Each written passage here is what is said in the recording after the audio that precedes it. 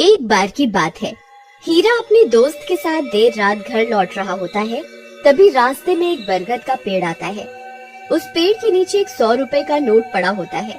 उसे देखकर हीरा खुश हो जाता है। अरे वाह वाह वाह, आज तो लॉटरी लग गई। रामू भाई, वो देखो 100 रुपए का नोट। फिर हीरा वो पैसे उठा लेता है। तभी उन्हें पेड़ में से अजीब सी आवाज आती है। फिर वो जैसे ही ऊपर की ओर देखता है तो उन्हें पेड़ पर एक 2000 का नोट लगा हुआ दिखाई देता है। अरे रामू, वो देख, इस पेड़ पर तो 2000 का नोट लगा हुआ है। मुझे तो यकीन ही नहीं होता भाई।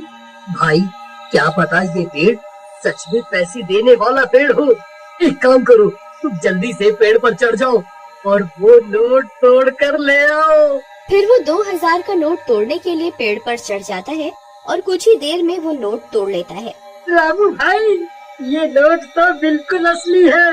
अरे वाह वाह वाह, आज तो मजा ही आ गया। चलो भाई, अब जल्दी से नीचे आ जाओ, कहीं कोई हमें नोट तोड़ते हुए ना देख ले। अब तो हम पार्टी करेंगे।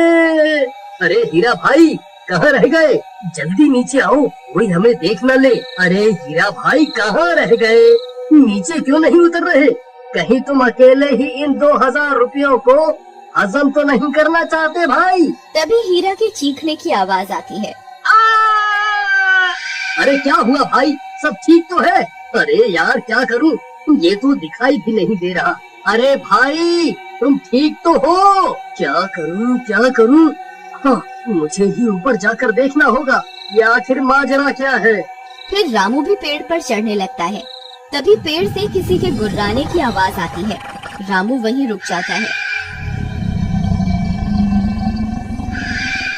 आई मम्मी, ये कैसी आवाज है? अरे कमबख्त हीरा, ये कैसी डरावनी आवाजें निकाल रहा है। मुझे पता है, तू अकेला ही इन 2000 रुपयों को हजम करना चाहता है। आई मम्मी, कौन है भाई? अरे हीरा, तेरा नाश मिटे कमबख्त। तुझे क्या लगता है तू मुझे यूं डरा कर 2000 रुपए हजम कर जाएगा?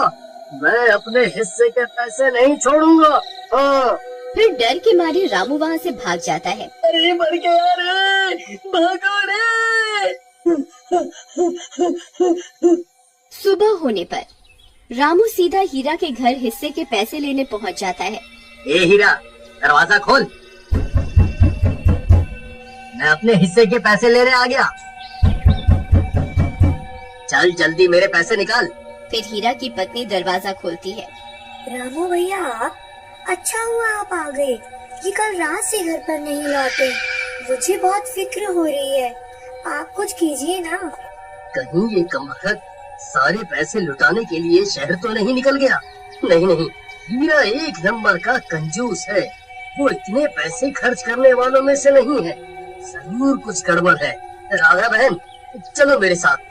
फिर रामू राधा को अपने साथ लेकर उस बरगद के पेड़ के पास पहुंच जाता है। राधा बहन, हम रात को इसी रास्ते से आ रहे थे, तब हमें इस पेड़ पर 2000 रुपए का नोट लगा हुआ दिखाई दिया।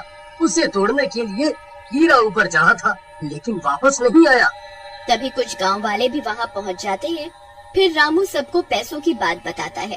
अरे भाई हरिया, जरा पेड़ पर चढ़कर तो देख, हीरा भाई वहाँ है या नहीं? फिर हरिया पेड़ पर चढ़ जाता है और बहुत देर ढूंढने पर भी उसे हीरा का कोई नामो निशान नहीं मिलता। भाई, यहाँ ऊपर कोई आदमी नहीं है। ये कैसे हो सकता है? हीरा तो नीचे भी नहीं उतरा। फिर हीरा गया तो गया कहाँ? कहीं वो चुड़ैल उसे खा तो नहीं गई, जो रात को अजीब सी आवाजें निकाल रही थी। फिर सब गांव वाले वहाँ से चले जाते हैं और राधा रोने लगती है। जी, आप कहाँ चले गए जी? अब मैं आपको कहाँ ढूंढूं?